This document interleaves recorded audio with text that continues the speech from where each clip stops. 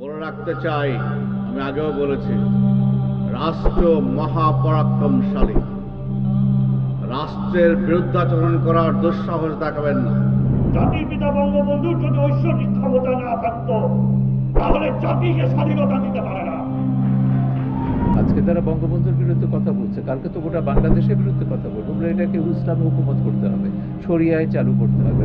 আমাদের সামাজিক কাজে, রাষ্ট্রীয় কাজে, অর্থনৈতিক কাজে ধর্মকে প্রতিপক্ষ হিসেবে দাঁড় করায় সেই অপশক্তিকে আমরা রুখে দাঁড়াই। এই তালেবানি মোল্লাতন্ত্রের হাতে আমাদের দেশ আমরা ছাড়তে পারি না। অসাম্প্রদায়িক চেতনার ভিত্তিতে বাংলাদেশ রচিত হয়েছে এবং এই চেতনাকে আমরা ভুলুণ্ঠিত হতে দিতে পারি না। ইন্নাল হামদুলিল্লাহ ওয়া সালাতু ওয়া সালামু আলা রাসূলিল্লাহ, আম্মা বাদ। ভারতের মদতপুষ্ট হিন্দুত্ববাদী আওয়ামী সরকার ধীরে ধীরে এগিয়ে যাচ্ছে তার অভিষ্ট লক্ষ্যের দিকে। এদেশকে তারা বৃহত্তর রামরাজত্বের অংশ বানাতে চায়। ভারতের মুসলিমদের মতো এরা এদেশের মুসলিমদেরকেও হাতের মুঠোয় নিয়ে আসতে চায়। এই লক্ষ্যেই হিন্দুত্ববাদী ভারত পরিকল্পিতভাবে আওয়ামী লীগকে ক্ষমতায় টিকিয়ে রেখেছে।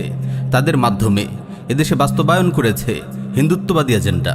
প্রশাসনে হিন্দুয়ানীকরণ চলছে অপ্রতিরোধ্যভাবে। হিন্দু জঙ্গি সংগঠন ইসকন দেশের সর্বত্র বিস্তার করেছে হিন্দুত্ববাদের নখর থাবা। ভারতের গোয়েন্দা সংস্থা র পুরো দেশে ছড়িয়ে দিচ্ছে ষড়যন্ত্রের কুটিল চাল। এদেশের মুসলিমদের মন মগজ থেকে তাওহীদের আকীদা মুছে দিতে তারা মুজিববাদের শিরক প্রতিষ্ঠার জন্য সর্বাত্মক চেষ্টা চালিয়ে যাচ্ছে। দেশ জুড়ে অসংখ্য মূর্তি স্থাপন করে তারা পুরো দেশকে পূজা মণ্ডপে পরিণত করছে। তাগুত সরকারের এমপি মন্ত্রীরা বিভিন্ন সভা সমাবেশে একের পর এক ইসলাম বিরোধী বক্তব্য দিচ্ছে। দেশের সম্মানিত আলিমদেরকে নিয়মিত হুমকি ধমকি দিচ্ছে, তাদের ভাবমূর্তি ক্ষুণ্ণ করার চেষ্টা করছে, অসাম্প্রদায়িক চেতনার নামে কুফুরি ফেরি করছে। মুজিববাদের কুফুরিকে সর্বত্র ছড়িয়ে দেওয়ার লক্ষ্যে মিডিয়া জোরে সোরে অপপ্রচার চালাচ্ছে।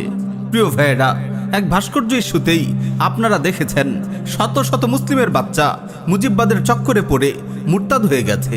ইসলামের সুস্পষ্ট বিধানকে তারা প্রত্যাখ্যান করেছে। তাদের খোদা মুজিবের মূর্তি স্থাপনের বিরোধিতা করার অপরাধে তারা শত শত আলিমকে অপমান করেছে। অসংখ্য দিনই মাহফিল বন্ধ করে দিয়েছে। আমার মুসলিম ভাইয়েরা, আমার সম্মানিত আলিমগণ, আজ থেকে 3 বছর আগে আমরা বলেছিলাম বাংলাদেশের মুসলিমদের সতর্ক হতে হবে। তা না হলে আমাদের নিজের মাটিতেও আমাদের অবস্থান সংকুচিত হয়ে আসবে। আজ এই কথার বাস্তবতা সকলের সামনে স্পষ্ট। আমরা যাবার আপনাদের সতর্ক করছি, আর বেশি সময় নেই। আমরা খাদের কিনারায় এসে দাঁড়িয়েছি। ভারতের মদতপুষ্ট হিন্দুত্ববাদী আওয়ামী লীগের এমপি মন্ত্রীরা আজ বুক ফুলিয়ে দিনের আলোয় আলেম ওলামাদের পেটানোর হুমকি দিচ্ছে। অবস্থা কোন পর্যায়ে গেছে চিন্তা করুন। সামনে অবস্থা আরও খারাপ হবে। একটু ভেবে দেখুন তো, কিভাবে এই হিন্দুত্ববাদী শক্তি আমাদের উপর চেপে বসলো, কিভাবে মুসলিমদের মাটিতে মালাউন মুশরিকদের এমন শক্তি হলো। একটু খেয়াল করলেই আপনি বুঝতে পারবেন। মুশরিকরা এই ক্ষমতা হিন্দুত্ববাদের নামে অর্জন করেনি।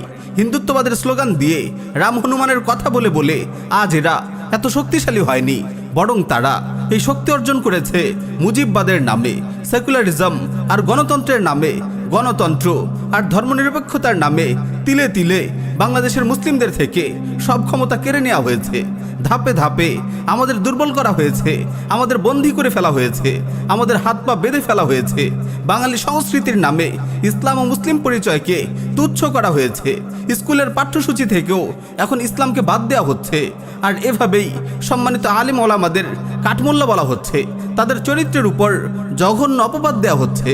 প্রিয় উম্মাহ, এই গণতন্ত্র, এই ধর্মনিরপেক্ষতা, এই কুফরি সংবিধানকে প্রত্যাখ্যান করুন। এই কুফর ও শিরকের পক্ষে সাফাই গাওয়া বন্ধ করুন। এই মুনাফিক ও মুশরিকদের পক্ষে তাওয়িল করা বন্ধ করুন। সত্যকে সুস্পষ্ট ভাষায় জনগণের সামনে তুলে ধরুন। মা জাআলাল্লাহু লিরাজুলিন মিন কলবাইনি ফি জাওফি। আল্লাহ তাআলা কোনো মানুষের বুকে দুটি অন্তর সৃষ্টি করেননি। মানুষ দুই রবের আনুগত্য করতে পারে না। মুসলিম একই সাথে কোরআনের অনুসরণ আর কুফরি সংবিধানের অনুসরণ করতে পারে না। মুসলিম একই সাথে শরিয়ার শাসন আর ধর্মনিরপেক্ষতা চাইতে পারে না। মুসলিম একই সাথে মিল্লাতে ইব্রাহিম ও তাগুত শেখ মুজিবের অনুসারী হতে পারে না। এটা আজ মুজিববাদী মুরতাদ এবং হিন্দুত্ববাদের দালালরাও স্পষ্ট করে বলে দিচ্ছে। তারপরও কি আমাদের ঘুম ভাঙবে না? আসুন আল্লাহর রজ্জুকে শক্তভাবে আঁকড়ে ধরি, আব্রাহাম লিঙ্কনের কুফরি গণতন্ত্রকে ছুঁড়ে ফেলে নববী মানহাজকে আঁকড়ে ধরি, দাওয়া ইহদাদ ও জিহাদের পথ ধরি। এ পথে আমাদের মুক্তি, এ পথে আমাদের বিজয়।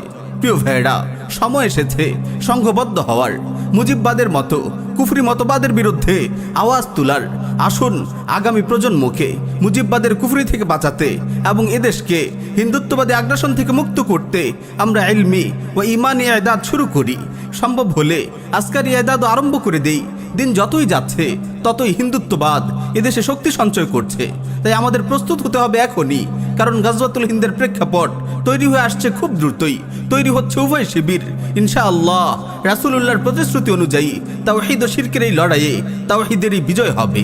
ইনশাআল্লাহ রাসূলুল্লাহর প্রতিশ্রুতি অনুযায়ী তাওহীদ ও শিরকের এই লড়াইয়ে তাওহীদেরই বিজয় হবে।